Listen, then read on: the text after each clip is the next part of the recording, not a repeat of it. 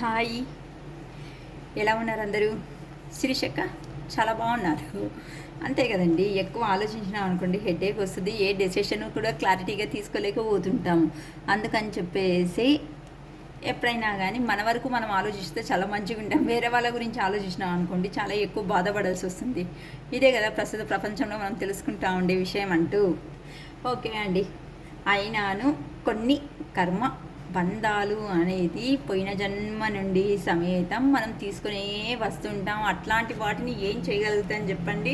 Face చేయడం అనేది తప్ప ఏం చేయలేము. సో అట్లాంటి వాళ్ళ కోసం ట్విన్ ఫ్లేమ్ ఎనర్జీస్లో ఎవరంటూ ఉన్నారో అట్లాంటి వాళ్ళ కోసం ఈరోజు వీడియో అనేది చేస్తున్నానండి.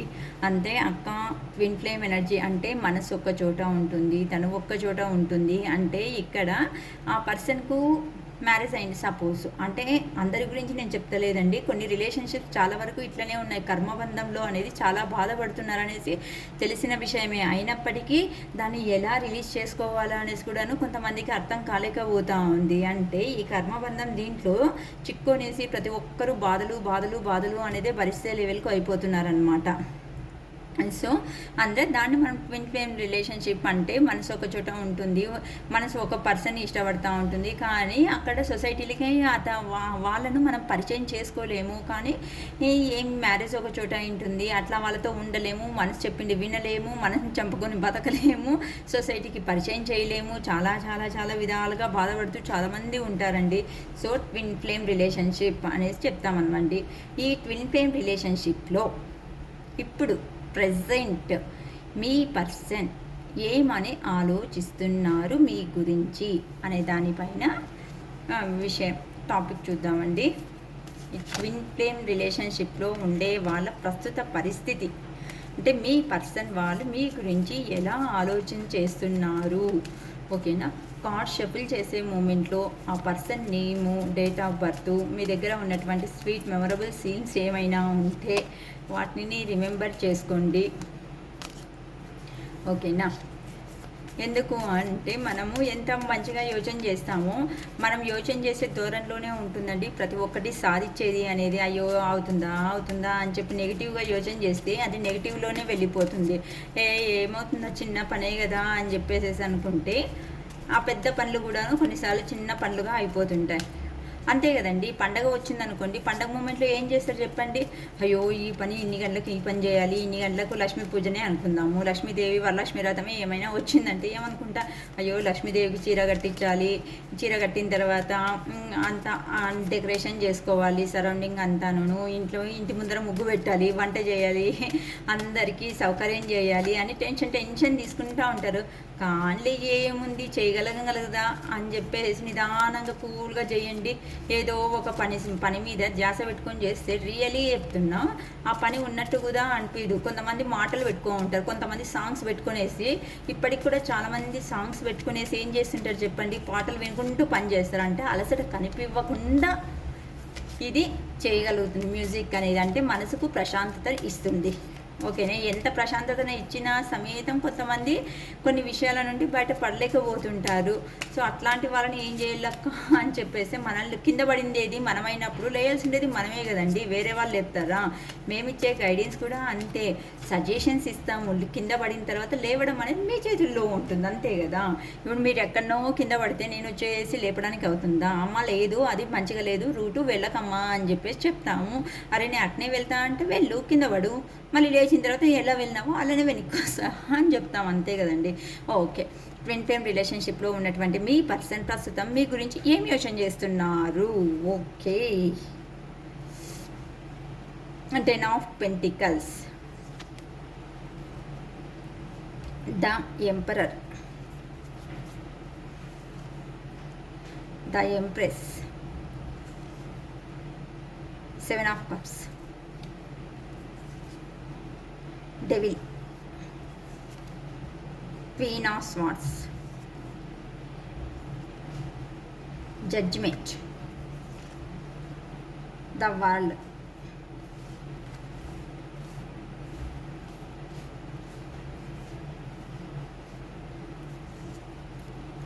3 of Swords, Queen of Wands, the Star, Temperance, finally 9 of Swords. Okay అండి, ప్రజెంట్ మీ పర్సన్ సిచ్యువేషన్ అనేది ట్విన్ ఫ్లేమ్ ఎనర్జీస్లో ఎలా ముందుకు సాగగలుగుతూ ఉంది అనేసి కొద్దిగా ఇంకా వీడియోలోకి వెళ్దామండి.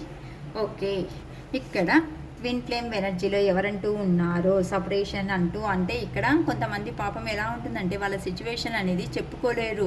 కొంతమంది హై కేటగిరీస్లో ఉండే పర్సన్స్ ఉంటారు సొసైటీలో. అది కొన్నిసార్లు తప్పని తెలిసినా మనం అంటే దాన్ని సరిదిద్దుకోలేని సిచ్యువేషన్స్లో కొంతమంది పర్సన్స్ అనేది వెళ్తుంటారు. అయినాను పాపము అలా వాళ్ళకు ఎలా ఉంటుంది అంటే ఫ్యామిలీకి ఇంపార్టెన్స్ ఇవ్వాలి అట్లని చెప్పేసి ఇష్టపడిన పర్సన్కు ఇంపార్టెన్స్ ఇవ్వడానికి కుదరదు అని చెప్పి చాలామంది బాధపడుతూ ఉంటారు. కానీ ఏం చేయడానికి అవుతుంది, ఇవన్నీ మనం చేసుకున్నటువంటి కర్మబంధాలు. అందుకే మంచి కర్మ చేస్తే మంచిగా ఉంటుంది, చెడు కర్మ చేసుకున్నాం అనుకోండి చెడుగానే ఉంటుంది అని చెప్పచ్చు. సో ఇప్పుడు ఇలా మీ పర్సన్ ఎవరంటూ ఉన్నారో, మీ రిలేషన్షిప్ వదిలి సపరేషన్లో అంటూ ఎవరంటూ ఉన్నారో ఆ పర్సన్ సిచ్యువేషన్ ప్రెజెంట్ అనేది చాలా చాలా ఫ్యామిలీ పరంగా ఆలోచిస్తే బాగానే ఉంది. చూడడానికి తనకు కావాల్సిందే మనీ ఉంది, తనకు కావాల్సిందే ఫ్రెండ్స్ ఉన్నారు, సరౌండింగ్లో బాగుంది అంతా, అంటే గుడ్ అట్మాస్ఫియర్ అనే దాంట్లోనే మంచిగా ఎంజాయ్ చేస్తున్నారు, మంచిగా ఉన్నారని చెప్పచ్చు. అంతేగాని ఎంజాయ్ చేస్తున్నారని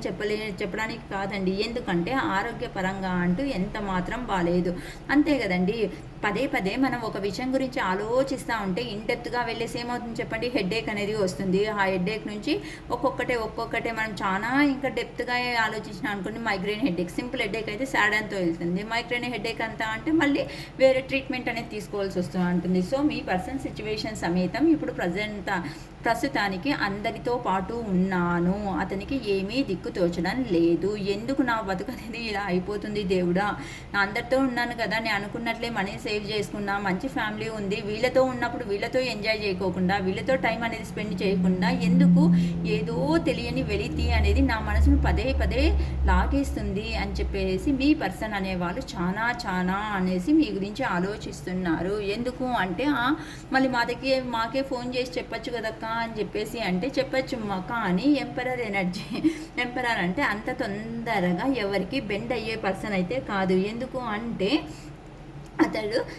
అతడు కానీ ఆమె కానీ తన గౌరవాన్ని పోగొట్టుకునేసి ఒక స్టెప్ కిందికి దిగితే ఫ్యూచర్లో వచ్చే పరిణామాలను ఎదుర్కోవాల్సిన సిచ్యువేషన్ వాళ్ళకే ఉందని వాళ్ళకి తెలుసు. ఎందుకు అంటే చూడండి, కొంతమంది వ్యక్తులు అంటే దూరం వెళ్ళింటారు. ఇప్పుడు ఫస్ట్ ఎట్ సైడ్ నుంచి మళ్ళీ కమ్యూనికేట్ స్టార్ట్ అవుతుందో ఎదుటోళ్ళు అనేది వాళ్ళ మీదకే వేస్తుంటారు. సపోజ్ ఎగ్జాంపుల్ ఇక్కడ నేను ఉంటాను, ఇంకొకరు ఎవరో ఉంటారు, నా సైడ్ నుంచి కమ్యూనికేట్ పోయింది అనుకోండి, వచ్చినారనుకోండి, మళ్ళీ గొడవ పడిందంటే నువ్వు రమ్మన్నావు కదా దానికే వచ్చాను, దానికే గొడవ జరిగింది, నేను రాలేదు కదా అని చెప్పేసి తప్పనేది హైలైట్ చేసి చూపిస్తూ ఉంటారు అనమాట కొంతమంది. సో ఇప్పుడు మీ పర్సనల్ గాను అలాంటి వాళ్ళు అంటే వెళ్ళినాను అక్కడే బాగాలేదు అని చెప్పేసి తెలుసు, కానీ ఎమోషన్స్ అనేది కంట్రోల్ చేసుకుంటూ ఫ్యామిలీతో అయితే లీడ్ చేసుకుంటూ వెళ్తున్నారు. కానీ మనస్పరంగా అంటూ ప్రతి ఒక్క దాంట్లోనూ మనస్పరంగా ఆలోచిస్తూ ఉంటే చాలా బాధపడుతున్నారు. ఎందుకు అంటే అది ఈ స్టేటస్లో అక్క మేము చూసినామని చెప్పచ్చు, స్టేటస్లో ఇన్స్టా ఫేస్బుక్ ఎక్కడైనా మీరు చూసిండొచ్చు ఆన్లైన్ దీనిలలో, కానీ బాగున్నామని పోర్ట్రేట్ చేస్తున్నారు. కానీ ఆ పర్సన్ వాళ్ళు నిజంగానే ఎంత మనసు పరంగా ఆలోచించినప్పుడు మాత్రం 1% వాళ్ళు బాగా లేరు. ఎందుకు అంటే పదే మీ జ్ఞాపకాలతోనే వాళ్ళు తల్లడిల్లుతున్నారు. ఎందుకు అంటే మీరంటూ ఇప్పుడు ఈ పర్సన్స్ ఇచ్చిన ట్రీట్మెంట్ కానీ వాళ్ళు మీరు కూడాను ఎంపరర్ తగ్గినట్టుగానే ఎంప్రెస్ లెవెల్లో ఉన్నారు. ఎంపరర్ అంటే ఏమీ కొద్దిగా ఈగో ఉంటుంది, సరౌండింగ్లో అన్నీ ఉన్నాను, మాకేం ఏమున్నా లేకోకుండా మాకేం తక్కువ అనే లెవెల్లో ఉంటారు. సో మీరు కూడా ధీటుగానే ఆ ఎంపరర్ ఎనర్జీకి మీరు కూడా ఎంప్రెస్ లెవెల్లోనే ఉన్నారు. నాకేం తక్కువ లేదు, నేను కూడా మంచిగానే ఉన్నాను, నా వరకు ఏదో ఇంకా కొంతమంది అనుకుంటారు కదా కర్మగాలి ఈ పర్సన్ జీవితంలోకి వచ్చినాం కదరా, తెలియకోకుండా కొంతమంది వచ్చినాం కదా అనేసే లెవెల్లో ఏదో ఇంకా జరిగింది అని తెలియకోకుండా లైఫ్లోకి ఎంట్రీ ఇచ్చినాము, ఎందుకు తెలియకోకుండా వాళ్ళతో పోయేదానికన్నా తెలిసిన అతనితోనే మంచిగా ఉండడం బెటర్ కదా అని చెప్పేసి నీకు తగినట్టుగానే నేను ఉంటే నన్ను అర్థం చేసుకోకుండా నువ్వు చెప్పిన మాటలకు పడినాను, అవును నమ్మాను, కానీ ఆ నమ్మకానికి నాకు దొరికింది ఏంటి అనేసి కొంతమంది విసుగు చెందేసి వాళ్ళ లైఫ్ పైన వాళ్ళు కాన్సన్ట్రేషన్ అనేది తీసుకోవడం వల్ల ఇప్పుడు వాళ్ళు కూడాను కావలసిన ప్రతి ఒక్కటి సంపాదించుకునే అంత కెపాసిటీ వాళ్ళ జీవితంలోనికి వచ్చింది. అంటే ఇప్పుడు ప్రస్తుతానికంటే ఎలా అంటే వాళ్ళు గతంలో మిమ్మల్ని ఫాలో అయింటారండి. అంటే పదే పదే గతంలో ఫాలో అయ్యి మీరేం చేసినారు, అది ఆ అడ్వాంటేజ్ను మీరు వీళ్ళ ఇన్నోసెంటు ఏం తెలీదు, సో నేను కూర్చోవాలి, ఈ పర్సన్ లే అంటే లేయాలి, ఈ లెవెల్లో అనేసి అనుకున్నారు ఆ పర్సన్ గురించి. కానీ అసలు రూపం ఏమి అంటే మీ దగ్గర ఇష్టపడిన కారణాల వల్ల మాత్రమే ఆ పర్సన్ తగ్గించి అనేది ఉన్నారన్నమాట. తల బెండ్ చేసుకునేసి అయ్యో నా పర్సన్ ఎక్కడ దూరం అయిపోతారో అనే ఒక కారణంతో మాత్రమే మీ లైఫ్లో ఆ పర్సన్ తల తగ్గినారు. కానీ ఆ తల తగ్గించేదాన్ని మీరు ఒక అడ్వాంటేజ్ ఈగోగా తీసుకున్నారు. అయ్యో ఇంకా ఆ పర్సన్ ఎమోషనల్ పర్సన్, లైఫ్ ఏం బాగుండదు అనేసి వెళ్ళిపోయేసి ఎక్కడనో మళ్ళీ మ్యారేజ్ చేసుకుని ఎలానో ఇట్లా కనెక్ట్ అయిపోయేసినారు అనమాట. కానీ మీరు వెళ్ళిన తర్వాత పడుతూ అంతే కదండి, ఎన్ని రోజులు ఒకే రకమైన ఫుడ్ ఉంది నా చేద్దానికి అవుతుంది, వెరైటీస్గా ఉండాలి అంతే. ఇక్కడ తప్పుగా అర్థం చేసుకోకండి నేను చెప్పేదాన్ని. ఎందుకు అంటే కామన్గా చెప్తున్నా. తొందరగా ఇప్పుడు పిల్లోనికి అమ్మ టిఫిన్ బాక్స్ తొందరగా అవుతుందని చిత్రాన్నమే ఒకటే కట్టిస్తా అంటే అబ్బాయి ఎన్ని రోజులు తినగలుగుతారు, అమ్మ ఎప్పుడు చిత్రాన్నమే వేస్తాను, నేను తినను వెళ్ళమ్మా అంటారు. అలానే ఈ పర్సన్ విసుగు చెంది మీ విషయంలో నాకు కూడా ఒక లైఫ్ ఉంది కదా అని ఒక నిర్ధారణకు వచ్చి తను కూడాను తనకు కావాల్సింది ప్రతి ఒక్కటి సంపాదించుకునే శక్తి సామర్థ్యాలను అనేది తీసుకున్నారని చెప్పచ్చండి. కానీ ఆమె చుట్టుపక్కల ఉన్నటువంటి లేకుంటే మీ పర్సన్ ఎవరైతే ఉన్నారో వెళ్ళారో మిమ్మల్ని వదిలి అక్కడ పోయిన తర్వాత వాళ్ళకు ఎదురైనటువంటి ఆపర్చునిటీస్ వచ్చినాయి, బాగా ఉన్నాను అనేసి అయితే వెళ్ళారు అంతే. నేను అనుకుంటే ప్రతి ఒక్కటి సాధించాను అనేసి మాత్రం అనుకున్నారు. కానీ వాళ్ళు అక్కడ భ్రమలో బతుకుతున్నారు. ఎందుకు అంటే వాళ్ళ real character, real personality mask వేసుకున్నారు కదండి ఆ ముసుగులో ఉన్న అంటే దూరపు కొండలు ఏమంటారు, నునుపుగా ఉంది అంటారు. దూరపు కొండలు దూరంగా ఉన్నప్పుడు నునుపుగా ఉంటుంది, అక్కడికి పోతేనే కదా కుచ్చుకుంటుందా, రక్తం వస్తుందా, లేకపోతే స్కిన్ అనేది కట్ అవుతుందా అనేది ప్రతి ఒక్కటి తెలిసేది. సో దూరం నుంచి చూసినప్పుడు మంచిగా నా ఫ్యామిలీ నా వాళ్ళు లేకుంటే నా ఇష్టమైన పర్సన్ అనేసి వెళ్ళిన తర్వాత నిదానంగా అంటే రిలేషన్షిప్ అనేది పాతగా అయ్యే కొద్దీ ఒరిజినాలిటీ అనేది బయటకు వచ్చిందన్నమాట. సో ఇప్పుడు ప్రతి ఒక్కటి అయ్యో నాకు ఇష్టమైన పర్సన్ అయితే నేను వదులుకొని వచ్చాను, కానీ ఆమె జ్ఞాపకాలు అనేది అతని జ్ఞాపకాలు, ఆమె జ్ఞాపకాలు, అందుకే వ్యక్తి జ్ఞాపకాలు అనేసి వదులుకోలేకపోతున్నాను కదా. నా చుట్టుపక్కల ఉండే పర్సన్స్ అనేవాళ్ళు ఎలాంటి వాళ్ళు ఉన్నారు అని చెప్పేసి సపరేషన్ అయిన తర్వాత చాలా బాధపడుతూ చాలా ఫీల్ అవుతూ నేను చేసుకునేది తప్పు కదా, ఇప్పుడు అంటూ ఇక్కడి నుంచి వెళ్ళడానికి లేదు, ఇక్కడ ఉండడానికి అవ్వడం లేదు, నన్ను ప్రతి ఒక్క నిమిషము అబ్జర్వ్ చేసే అంటే పర్సన్స్ అనేవాళ్ళు చాలామంది ఉన్నారు అనేసి చెప్పచ్చు. కొంతమంది విషయంలో కొంచెం బ్లాక్ మ్యాజిక్ అనేది కూడా జరిగింది అనేసి చెప్పచ్చు. అంటే మీ పర్సన్స్ అంటే పాస్ట్లో మీతో కలిసినప్పుడు ఎలా ఫేస్ ఉంటుందో మళ్ళీ వాళ్ళ ఫేస్ అనేది కొద్దిగా చేంజ్ అప్ అనేది అయ్యి ఉంటుంది, చూసుకోండి. సో ఈ కారణాల వల్ల కొంతమంది అంటే డెవిల్ లాంటి మనుషులు కూడా ఉన్నారు అని చెప్పేసి వాళ్ళకు ఒక క్లారిటీ వచ్చింది. లేకపోతే మీ పర్సన్ ఎవరి సపరేషన్ అయినటువంటి మీ పర్సన్ ట్విన్ ఫ్లేమ్లో ఉన్నారో వాళ్ళనంటూ చాలా హ్యాండిల్ చేసే ఒక లేడీ పర్సన్ ఉన్నారు వాళ్ళ లైఫ్లో. అంటే వాళ్ళు చెప్తే కూర్చోవాలి, లేయాలి అనేలాగా కొంతమంది లైఫ్లో కూడా ఇట్లాంటివి కూడా జరుగుతున్నాయి. ఆ కారణాల వల్ల మీ పర్సన్స్ ఎవరైతే ఉన్నారో సపరేషన్లో ఆ పర్సన్ తిరిగి రావడానికి అంటూ ప్రస్తుతానికి కుదరని పరిస్థితుల్లో ఉంది. ఎందుకు అంటే ఇక్కడ చూడండి క్లియర్గా ఉంది, ఎవరో వండుకొని ఒక లేడీ ఫిగర్ అనేది వాళ్ళను బెదిరిస్తుందన్నమాట.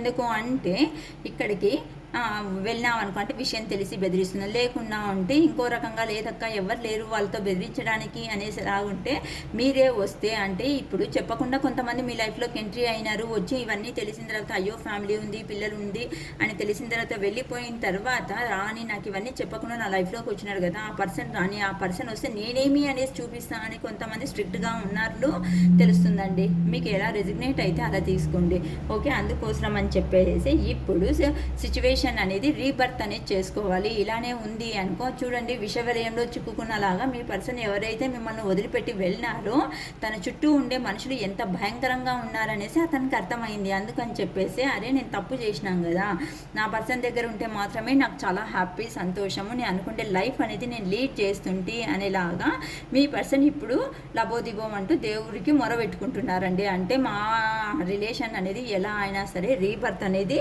చెయ్యి, ఒక్క ఛాన్స్ అంటే ఒకే ఒక్క ఛాన్స్ మా పర్సన్ మీట్ అయ్యేలాగా చేయి తండ్రి. నాలో ఉన్నటువంటి ప్రతి ఒక్క బాధ అనేది నేను